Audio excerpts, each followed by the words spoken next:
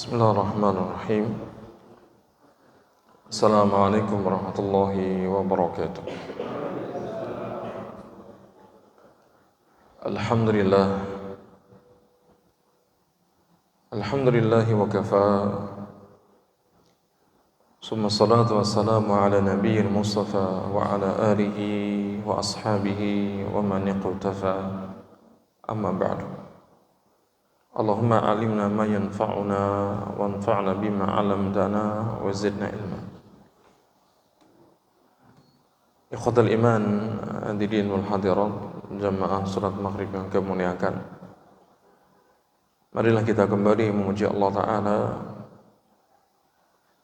yang tiada henti melimpahkan berbagai karunia, rahmat serta taufiknya, sehingga kita kembali bersua di kesempatan petang hari ini untuk kembali mengkaji pembahasan dari Syarah Kitabul Jami', yang kita masih berada dalam bab yang keempat tentang peringatan dari akhlak tercela, masuk atau masih mempelajari hadis ke-24, yaitu larangan mencela orang-orang yang telah meninggal dunia. Berdasarkan hadisnya Aisyah yang diriwayatkan Imam Bukhari, Rasulullah SAW beliau bersabda, "La tasubul amwat, fa innahum qad afdau ila maqaddamu." Janganlah kalian itu mencaci mayat-mayat, sesungguhnya mereka telah sampai kepada hasil dari amalan yang mereka lakukan di dunia. Ya, orang yang mati ketika memasuki alam barzah, maka mereka telah mendapatkan hasil. Mereka memanen daripada amalan yang mereka lakukan di dunia ini. Ya, kalau mereka menutupnya dengan kebajikan, dengan kebaikan, ini husnul khotimah, maka mereka mendapatkan hasilnya berupa nikmat-nikmat kubur. Namun bila mana mereka menutup hidupnya dengan keburukan, ya, dengan kehinaan, kesesatan, penyimpangan, maka mereka pun di alam barzah akan mendapatkan siksa, azab. Maka janganlah mencela para mayit, yakni orang-orang yang telah mati, karena mereka telah sampai kepada hasil dari amalan yang mereka lakukan di dunia.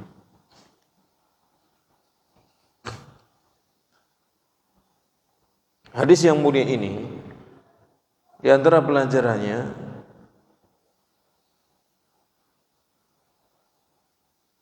bahwasanya kehormatan seorang mukmin itu berlaku sejak dia hidup sampai dia meninggal dunia.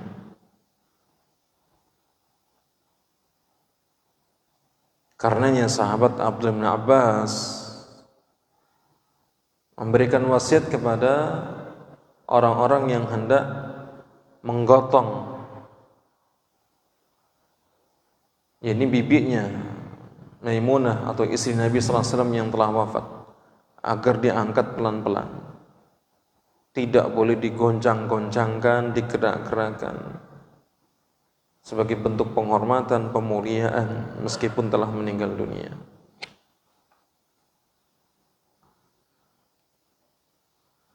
Kemudian, apakah ada hadis yang membolehkan untuk mencela seorang mayat?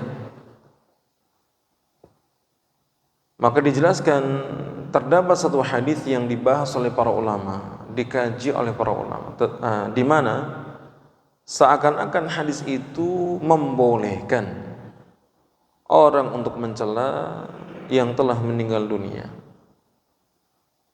Itu hadisnya Anas bin Malik yang diriwayatkan Bukhari Muslim, dikatakan marru bi janazatin fa athnau 'alaiha khaira wa qala Nabi sallallahu alaihi wasallam wajaban, thumma marru bi ukhra fa athnau 'alaiha syarra fa qala wajabat. Suatu hari para sahabat melewati suatu jenazah. Lantas para sahabat itu kemudian memuji jenazah tersebut, maka Nabi yang mulia sallallahu alaihi wasallam bersabda, wajib untuk jenazah ini. Kemudian para sahabat juga melewati jenazah yang lain. Lalu mereka menyebutkan keburukan-keburukan dari jenazah tersebut, hingga kemudian Nabi SAW bersabda, wajib juga untuk jenazah ini. Faqala Umar bin Khattab radhiyallahu anhu. Maka Umar bin Khattab kemudian bertanya, ma wajabat? Ya, apa yang wajib bagi jenazah itu ya Rasulullah SAW? Qal hadza athnaytum alaihi khaira fawajabat lahul jannah. Yang pertama, ketika kalian memuji jenazah tersebut, memuji dengan kebaikan, maka dia berhak pantas masuk surga. Wa hadza athnaytum alaihi syarra fawajabat lahun nar. Tapi jenazah yang kedua, ketika kalian menyebut-nyebut dia dengan keburukannya, menyebut-nyebut jenazah itu akan keburukannya, maka dia pun pantas untuk masuk ke neraka. Antum syuhada'ullahi fil ard. Lalu Nabi SAW menutup hadis ini dengan mengatakan, kalian ini adalah para saksi Allah Ta'ala di atas muka bumi ini. Hadis ini seakan-akan membolehkan untuk mencela jenazah, menyebutkan keburukannya, ya. Seakan-akan membolehkan seorang mencela jenazah yang telah meninggal dunia, sehingga para ulama berbeda pendapat bagaimana menyatukan hadis ini dengan hadis yang sedang kita bahas, yang dilarang. Nabi SAW melarang kita untuk mencela ini al-amwat, orang-orang yang telah mati. Di mana dua hadis ini sama-sama diriwayatkan oleh Imam Bukhari dalam kitab sahihnya, yang satu dari sahabat Abu Hurairah, yang dari hadisnya Anas bin Malik. Maka ada tiga pandangan dalam pandangan para ulama di dalam menyatukan, mengompromikan dua hadis ini. Yang pertama, sebagian ulama mengatakan bahwasannya yang dibolehkan itu adalah mencelanya atau menyebutkan keburukan-keburukannya sebelum mayat itu dikuburkan. Adapun setelah dikuburkan maka tidak boleh. Maka hadisnya Anas, sang mayat itu dicela sebelum dikuburkan, ini ketika masih diusung. Sehingga berdasarkan pendapat ini, sebelum dikuburkan dia belum mendapatkan hasil dari perbuatannya, karena belum ada pertanyaan malaikat mungkar dan nakir. Ya. Sedangkan setelah dikuburkan maka dia telah mendapatkan hasil perbuatannya, mendapatkan nikmat atau azab. Maka dua hadis ini dikompromikan dengan jalan yang pertama, ya, bahwa ketika sebelum dikuburkan boleh untuk dicela. Namun setelah dikuburkan tidak boleh dicela sama sekali. Ini pendapat yang pertama. Pendapat yang kedua, sebagian ulama yang lain membedakan antara mencela dan sekedar menyebutkan keburukan. Sebagaimana disebutkan dalam kitab Faidul Qadir oleh Al-Imam Al-Munawi. Beliau mengatakan as-sabbu ghairu dzikri bisyarri. Celaan itu berbeda dengan menyebut keburukan. Maksudnya mencela itu di sana terkandung unsur penghinaan. Orang mencela masih dia menghina, merendahkan dan memaki-maki. Sedangkan ketika menyebutkan keburukan itu hanya sekedar menyebutkan keburukan tanpa disertai dengan makian, hinaan, celaan. Maka dari sini para ulama, sebagian ulama mereka mengatakan bahwa yang tidak dibolehkan adalah mencela, mencaci maki mayat. Tapi kalau menyebutkan keburukannya itu diperbolehkan. Ini pendapat yang kedua. Pendapat yang ketiga. Pendapat ketiga ini lanjutan dari perkataan Al-Imam Al-Munawi dalam kitabnya Faidul Qadir. Dikatakan wa bi fardi adamil mughayarah fal jaizu sabul ashral wal manhiyu sabul akhyar. Jika ternyata tidak ada bedanya antara mencela dan menyebutkan keburukan, ini pendapat yang ketiga. Kalau pendapat yang kedua kan membedakan antara mencela dengan menyebutkan keburukan. Kalau menyebut keburukan dibolehkan, kalau mencela enggak boleh. Karena kalau mencela ada unsur penghinaan, makian, merendahkan dan seterusnya. Ya. Kata beliau, seandainya antara celaan dengan menyebutkan keburukan tidak ada bedanya, artinya sama, maka yang dibolehkan adalah mencela orang-orang yang buruk. Ya. Dan yang dilarang adalah mencela orang-orang yang baik. Seperti dohirnya hadisnya Anas. Para sahabat memuji-muji jenazah tersebut akan kebaikannya. Lantas Nabi berkomentar wajabat. Ay wajabat lahul jannah. Pantas baginya masuk surga. Ini pujian untuk orang-orang yang baik. Maka dibolehkan. Mencela mayit yang baik ini tidak dibolehkan. Atau orang-orang yang baik enggak dibolehkan. Ya, ketika lewat yang satu, kemudian para sahabat mereka menyebutkan keburukannya, mencela mayit tersebut, Nabi pun mengatakan wajabat, wajabat lahun nar, dia pantas masuk neraka. Sehingga pandangan pendapat yang ketiga ini, kalau yang dicela itu adalah orang-orang yang buruk, maka boleh. Tapi kalau yang dicela itu orang-orang yang baik, maka tidak dibolehkan. Itu dilarang.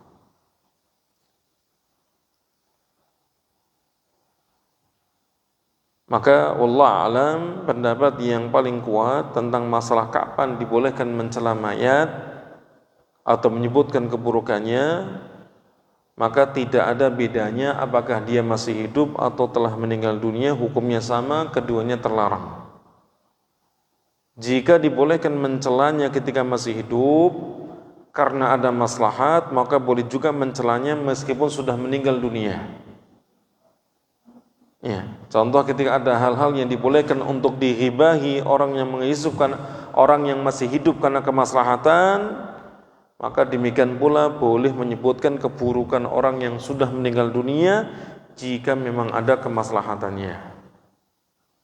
Ini pendapat yang terkuat. Jadi dilihat dari sisi kemaslahatan atau bagaimana ketika dia masih hidup. Ya, karena ada beberapa orang atau sebagian orang yang mereka itu sudah dicela ketika dalam masa hidupnya karena perbuatannya dan karena suatu kemaslahatan. Contohnya orang-orang yang menyimpang, orang-orang yang tersesat, yang terang-terangan dalam berbuat kesesatan atau penyimpangan atau kemaksiatan. Ya, maka ketika di masa hidup kita boleh untuk mencelanya, apalagi ketika meninggal. Karena kalau ada suatu kemaslahatan untuk menjadi pelajaran. Ya. Kemudian poin berikutnya yang masih terkait dengan bab ini atau di hadis ke-24 ini adalah terkait dengan mencela mayat muslim atau mayat orang kafir.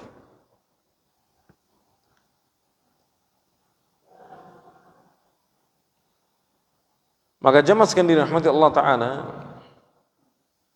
al-amwat yang disebutkan Nabi SAW, la tasubul amwat, janganlah kalian mencela mayat-mayat.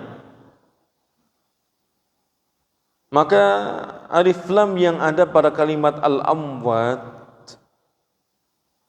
ini menjadi suatu yang diperselisihkan para ulama. Apakah alif lamnya itu alif lam istighraqiyah atau alif lam al-ahdiyah? Kalau istighraqiyah maka memberikan faedah keumuman. Jadi la tasubul amwat berarti mencakup mayat yang muslim ataupun yang non muslim. Maka tidak boleh dicela. Itu kalau dimaknai dengan alif lamnya al-istighraqiyah. Ya. Karena alif lam yang nyambung dengan kata benda dalam bahasa Arab isim itu maknanya banyak. Contohnya ini ada alif lam al-istighraqiyah. Ya. Kalau alif lamnya itu alif lam al-ahdiyah, yang berarti sesuatu yang sudah ada di benak pembicara, maksudnya mayit muslim, karena Nabi konteksnya sedang bicara kepada para sahabat, maka artinya tidak boleh dicela, itu adalah mayat kaum muslimin saja. Berarti mayat orang kafir boleh untuk dicela. Maka tergantung dari mana dia mengambil penafsiran tersebut. Ya. La tasubul amwat, al-amwat ini alif lamnya apa? Umum atau khusus? Istighraqiyah atau ahdiyah? Seperti kepada kalimat al-insan pada surah Al-Asr. Ya. Para ulama mereka juga berbeda pendapat ketika Allah mengatakan wal asri innal insana lafi khusr. Kan pakai alif lam di situ. Itu manusia yang mana yang dikatakan dia dalam kerugian? Itu pun kembali apakah alif lam itu untuk umum istighraqiyah mencakup semuanya manusia atau khusus? Maka ada yang berpandangan innal insan itu seluruh manusia dalam kerugian, kecuali yang beriman, yang beramal saleh dan seterusnya. Tapi ada pula yang berpandangan itu alif lamnya ahdiyah kekhususan. Apalagi surah Al-Asr ini termasuk Makkiyah yang diturunkan sebelum hijrahnya Nabi SAW, sehingga dimaknai al-insan itu adalah orang-orang kufar. Sehingga wal asri innal insana lafi khusr artinya apa? Demi masa sesungguhnya orang-orang kafir itu dalam kerugian. Ya.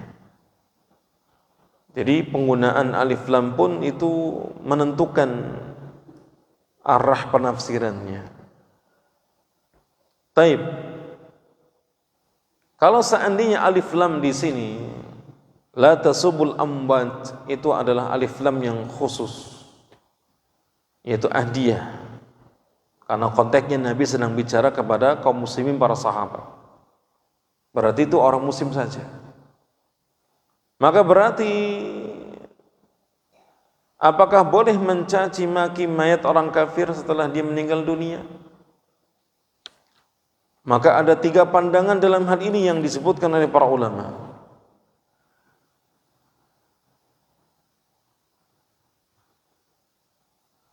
Pendapat yang pertama mengatakan bahwa mayat itu pada kalimat al-amwat itu mencakup baik mukmin maupun kafir. Sehingga orang kafir itu setelah meninggal dunia tidak boleh dicela. Karena dia pun juga telah mendapatkan balasan atas amalannya selama hidup di dunia ini. Ini berarti membawa alif lamnya kepada alif lam yang sifatnya umum, istighraqiyah. Pendapat yang kedua mengatakan bahwa mayat yang dimaksud la tasubul amwat itu mayatnya muslim saja. Itu yang kita diperintahkan untuk mendoakannya agar diampuni, dirahmatilah ta'ala. Adapun orang kafir tidak mengapa. Kenapa? Karena kita tidak dituntut untuk mendoakan rahmat ataupun ampunan bagi mereka. Bahkan kita dilarang mendoakan orang-orang kufar itu yang telah meninggal itu dengan doa ampunan ataupun rahmat. Ini pendapat yang kedua. Pendapat yang ketiga itu dirinci. Bagaimana rinciannya? Tidak boleh mencela sama sekali mayat orang muslim, karena sungguhnya Allah itu telah membalas perbuatannya selama di dunia. Dan tidak ada yang lebih adil dalam membalas daripada Allah Ta'ala. Maka Allah mengetahui bagaimana membalas orang tersebut, sehingga mayat seorang muslim tidak boleh lagi disebut-sebut kejelekannya. Adapun orang kafir, Jika menyebutkan kejelekannya tersebut dapat menyakiti seorang muslim yang masih hidup, seperti keluarga atau kerabat dari si mayit yang kafir tersebut, maka mencelanya tidak boleh. Mencelanya tidak boleh. Contoh kasus terjadi pada anaknya Abu Jahal. Abu Jahal itu punya putra, punya anak laki-laki namanya Ikrimah. Dan Ikrimah beriman, masuk Islam. Tapi bapaknya enggak. Ya. Ikrimah ini tersakiti ketika ia dipanggil dengan Ibnu Aduwillah. Hai putranya musuh Allah. Padahal yang kafir itu bapaknya, anaknya enggak kafir. Maka kalau kemudian ada kerabat dari si mayit yang kafir itu muslim dan mereka tersakiti dengan celaan, dengan makian kepada si mayit tersebut, maka hal ini tidak diperbolehkan.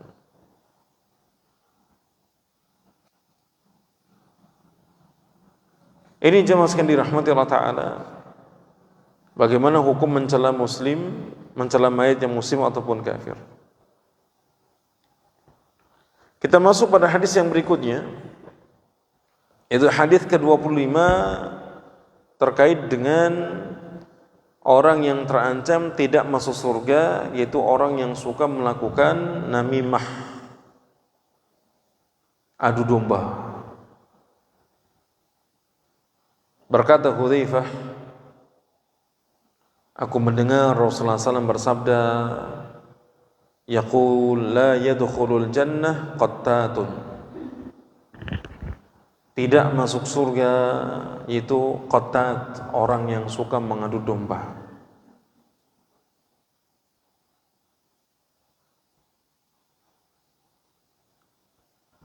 Qattat atau hadis ini diriwayatkan Imam Bukhari Muslim, di mana ada redaksi yang lain dari Muslim yang dikatakan la yadkhulul jannah namam. Jadi ada qattat, ada namam. Kalau diartikan dalam bahasa kita, semuanya adalah orang yang mengadu domba. Qattat ini bentuknya sighah mubalaghah yang menunjukkan seringnya perbuatan tersebut dilakukan. Maka qattat ini disebut dengan namam. Namam itu orang yang suka berbuat namimah, mengadu domba. Ya.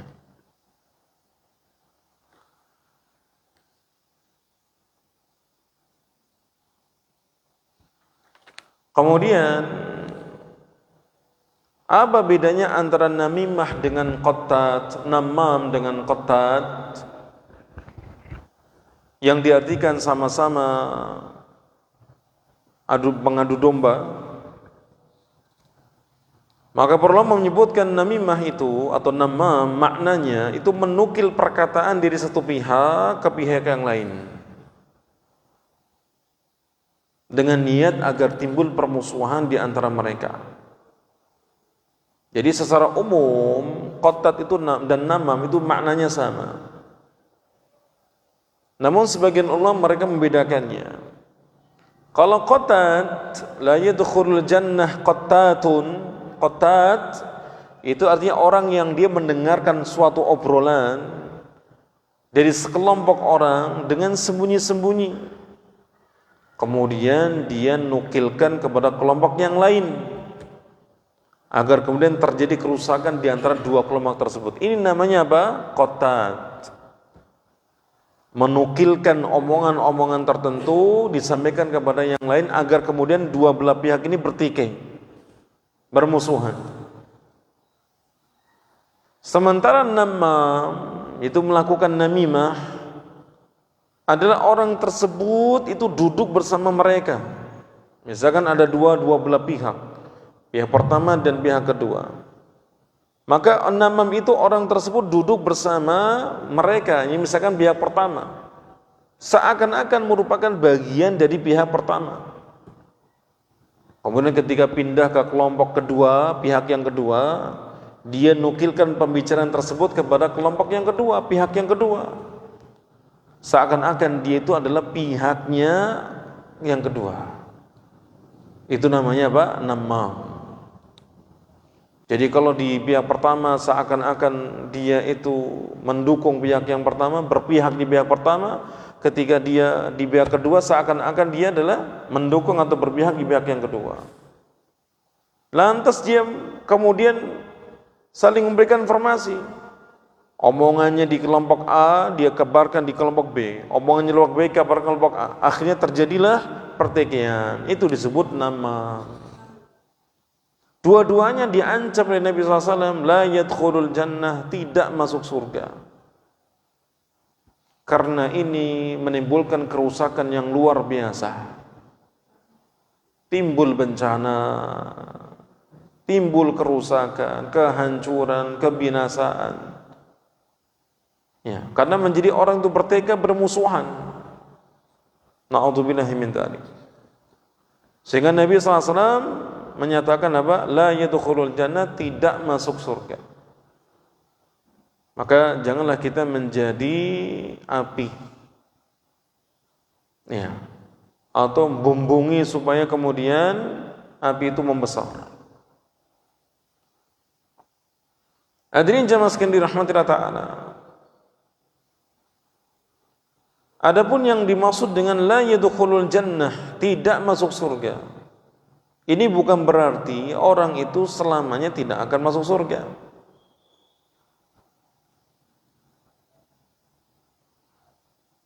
Maksud dari kalimat la yadkhulul jannah di antaranya adalah tidak akan masuk surga jika menghalalkan perbuatan namimah. Kalau ada orang sambil mengatakan enggak apa-apa sih, itu halal, berarti dia menghalalkannya, maka tidak akan masuk surga. Bukan karena dia melakukan namimah, tapi dia menentang hukum Allah. Dia menentang syariat Allah Ta'ala. Allah haramkan namimah, dia halalkan. Ini berarti menentang, seakan-akan dia ingin membuat hukum yang baru selain Allah Ta'ala. Maka ketika seorang menghalalkan suatu dosa, suatu larangan, maka dia telah keluar dari Islam. Sehingga kalimat la yadkhulul jannah ini pas. Karena ketika orang itu murtad, maka selamanya di neraka. Ya. Berbeda dengan seorang yang dia masih meyakini ini haram, tapi karena dorongan nafsunya lantas melakukannya, orang yang seperti ini maka dia tidak kekal di neraka dan lambat laun akan masuk ke dalam surga.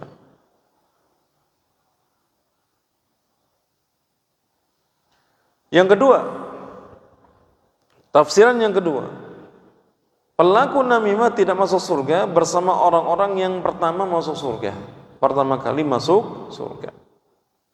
Artinya pelaku namimah ini dia harus terhalangi dahulu, tidak bisa masuk surga di awal waktu, sebagaimana orang-orang saleh yang pertama masuk surga dalam surga. Apalagi kalau dia mampir dulu ke neraka karena dosa namimahnya. Maka la yadkhulul jannah, tidak masuk surga selain kesyirikan. Maksudnya orang ini dia diazab terlebih dahulu di neraka, tertunda masuk surga, terlambat masuk surga, tidak digabungkan pada rombongan pertama yang masuk surga. Ya. Dan ketika Nabi mengawali suatu ancaman dengan kalimat la yadkhulul jannah, maka itu menunjukkan dosa besar. Ancaman tersebut menunjukkan dosa besar. Maka namimah, baik itu dia hanya sekedar mendengar suatu obrolan lalu disampaikan kepada yang lain sehingga kemudian berteke, atau dia seolah-olah berpihak tapi kemudian dia membohongi dan seterusnya, maka ini semua menunjukkan namimah itu dosa besar.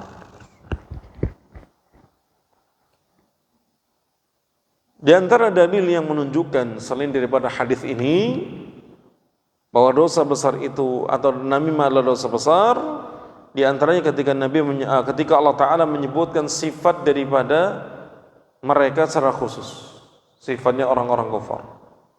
Hammazim masya'im binamim.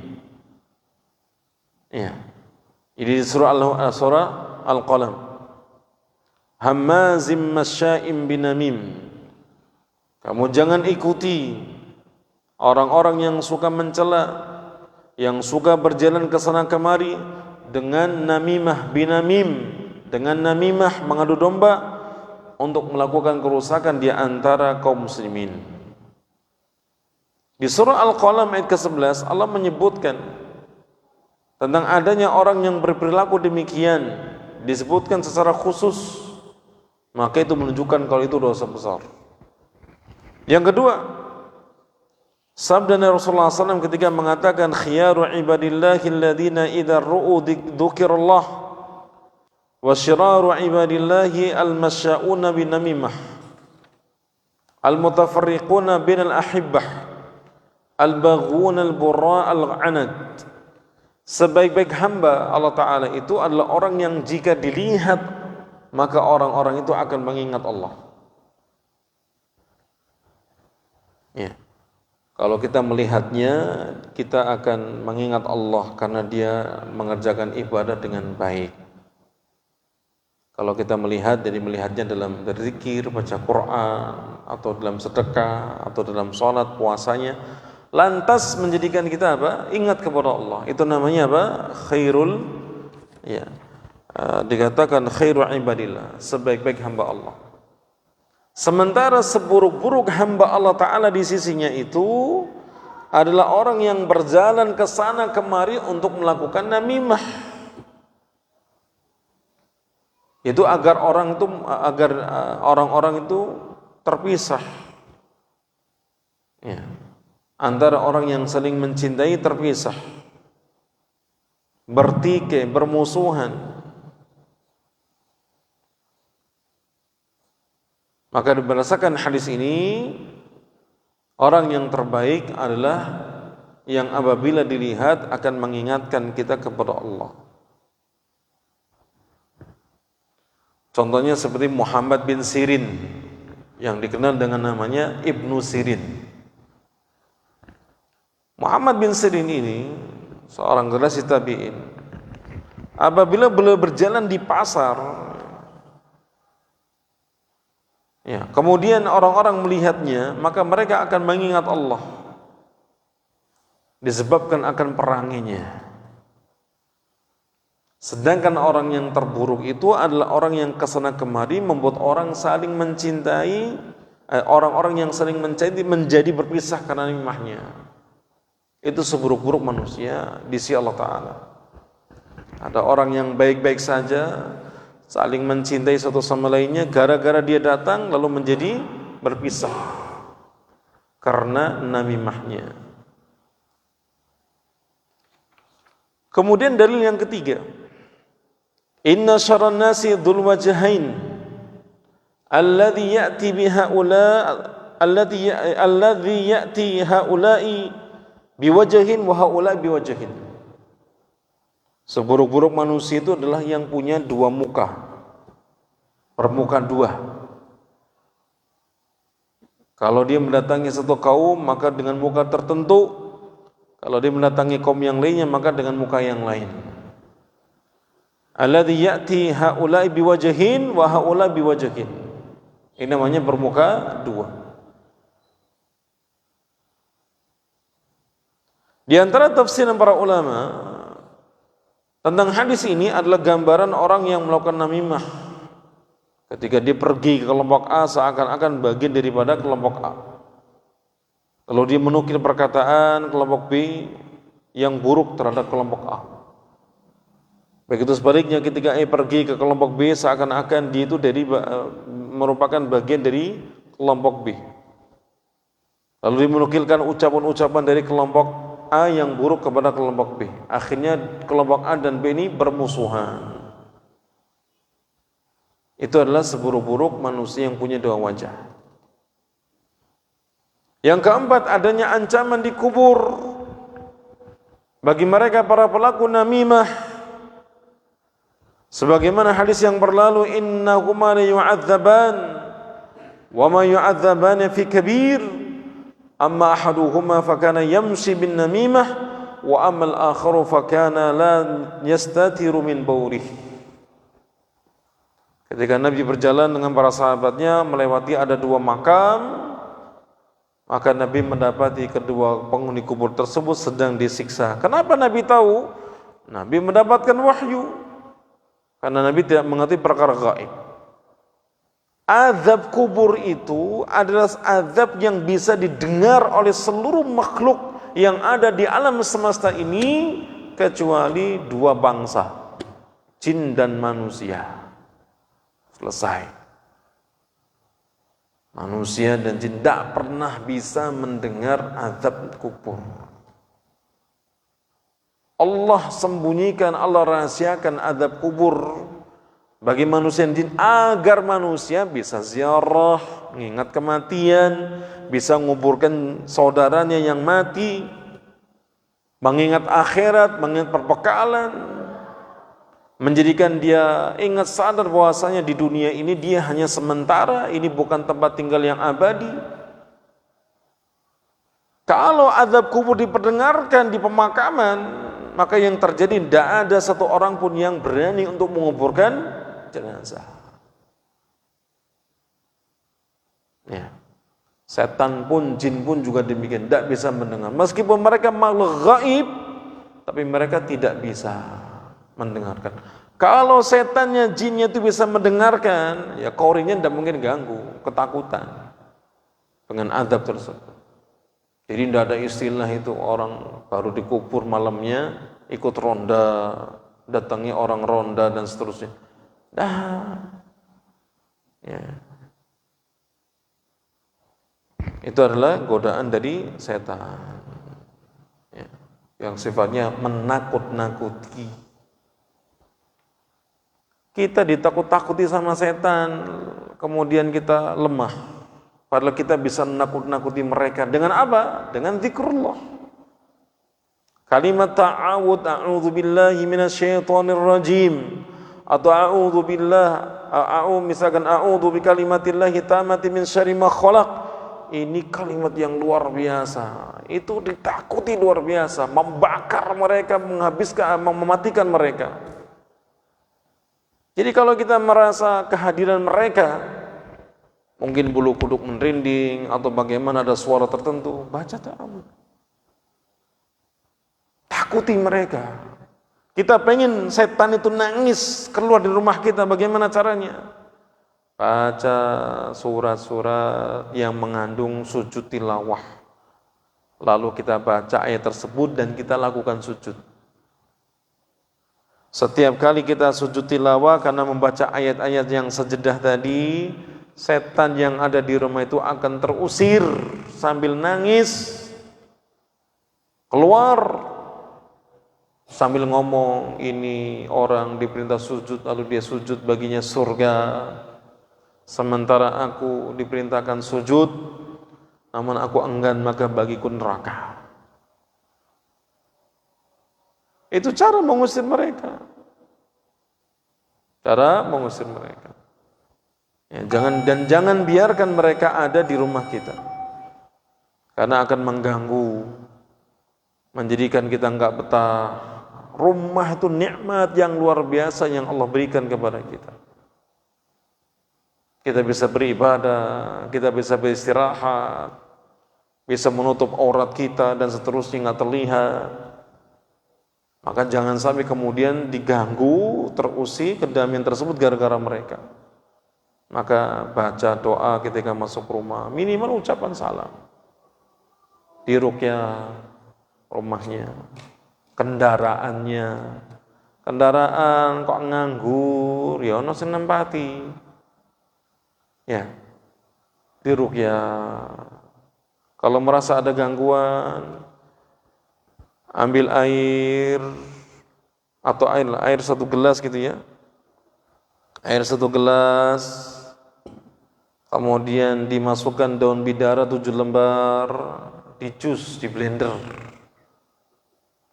Setelah itu diaduk-aduk, kemudian dibacakan padanya Al-Fatihah 7 kali, lalu dijebul diludahin, kemudian ayat kursi 7 kali, Al-Ikhlas 7 kali, Al-Falaq, An-Nas 7 kali.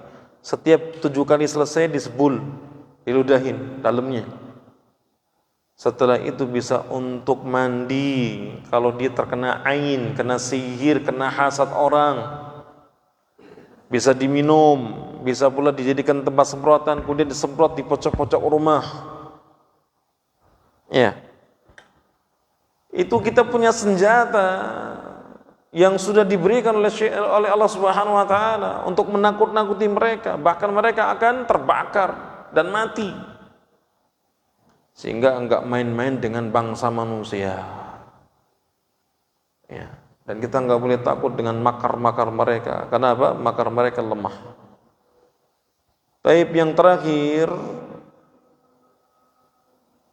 dalam sebuah hadis Nabi SAW menyebutkan, ala ukhbirukum bisyirarikum, qalu bala. Maukah kalian aku beritahu orang yang paling buruk di antara kalian di sisi Allah? Para sahabat mengatakan, tentu wahai Rasulullah. Qal, lantas Nabi bersabda, fasyirarukumul mufsiduna bainal ahibbah, al-masya'una bin namimah, al-baghuna al-burra al-anad.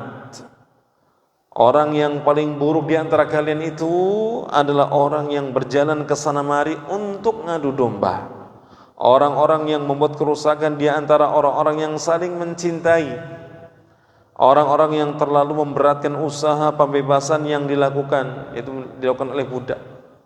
Ada namanya budak melakukan akad mukatabah dengan majikannya. Kok dipersulit? Ini syirarun nas, manusia yang paling jelek. Harus dibantu. Karena hakikatnya manusia itu merdeka. Ya, ketika ada budak, apalagi dia muslim, lalu dia mengakukan akad mukatabah dengan menebus dirinya, membayar harta kepada majikannya, maka sang majikan tidak boleh mempersulit. Dan kita wajib untuk membantunya kaum muslimin, itu budak tersebut untuk dimerdekakan. Kita berhenti di poin ini, lain waktu dan kesempatan kita sambung kembali pada pembahasan hadis yang ke-25. Ya, silakan.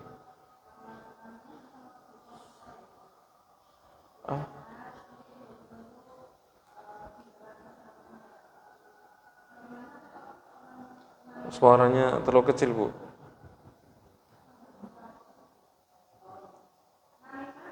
Namimah, kenapa? Dosa besar.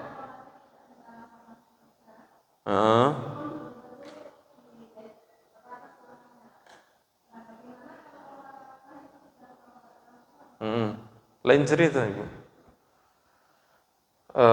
Kalau ada orang melakukan namimah lalu dia taubat, lalu dia bertaubat, maka bagaimana hukumnya? Kalau namimah ini kan kaitannya dengan hak orang lain, tidak hanya hak Allah. Kalau dia taubat itu urusan dia dengan Allah Ta'ala, tapi ada urusan dia dengan manusia. Ada dua belah pihak yang sedang dia hancurkan. Maka bagaimana cara dia bertaubat dari namimah yang ia lakukan? Sementara ada dua orang, dua kubu ini sudah bertikai, bermusuhan. Kalau dia cuma berhenti, menyesal, berjanji akan mengulang, itu urusannya dengan Allah. Tapi urusannya dengan makhluk, dua orang manusia yang sudah bertikai, ini menjadi hal yang perlu untuk diperhatikan. Maka bagaimana cara taubat yang sempurna? Maka dia berusaha untuk mendamaikan dua belah pihak yang menjadikan, yang dengan sebabnya itu menjadi bertikai. Contoh misalkan, ya, yang tadi menjadikan dua belah pihak itu bertikai, dia mulai menyebut-nyebut kebaikan. Ketika dia datang ke pihak pertama, disebutkan kebaikan ke pihak kedua, maksudnya dan seterusnya.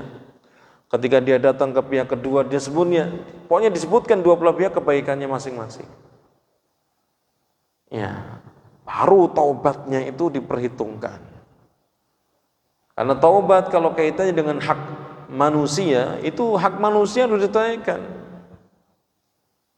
Ya, insya Allah lain waktu kita perjelas lagi bedanya namimah dengan ghibah itu apa. karena ada kaitannya sedikit. Sama tobatnya ghibah itu bagaimana? Kalau ada orang nyebut-nyebut keburukan orang lain, terus bagaimana tobatnya? Dia tobat-tobat. Terkait dengan berhenti, menyesal, berjanji akan mengulang, tapi ada orang yang dia jelek-jelekan. Terus bagaimana tobatnya? Yang benar, yang sempurna. Kalau dia minta maaf kepada yang dighibahi, malah jadi masalah. Cok dilabrak, cok dituntut, dan macam-macam. Malah jadi musuhan. Ya, tapi kalau nggak minta maaf, cok diulang-ulang, cok diulangi. Terus bagaimana solusinya? Kata para ulama, dia mulai menyebut-nyebut orang yang tadi dijelek-jelekan itu dengan kebaikannya kepada di majelis yang sama. Disebutkan kebaikan-kebaikannya. Itu sebagai bentuk dia taubatnya. Ya, wallahu a'lam. Lain waktu dan kesempatan kita sambung kembali.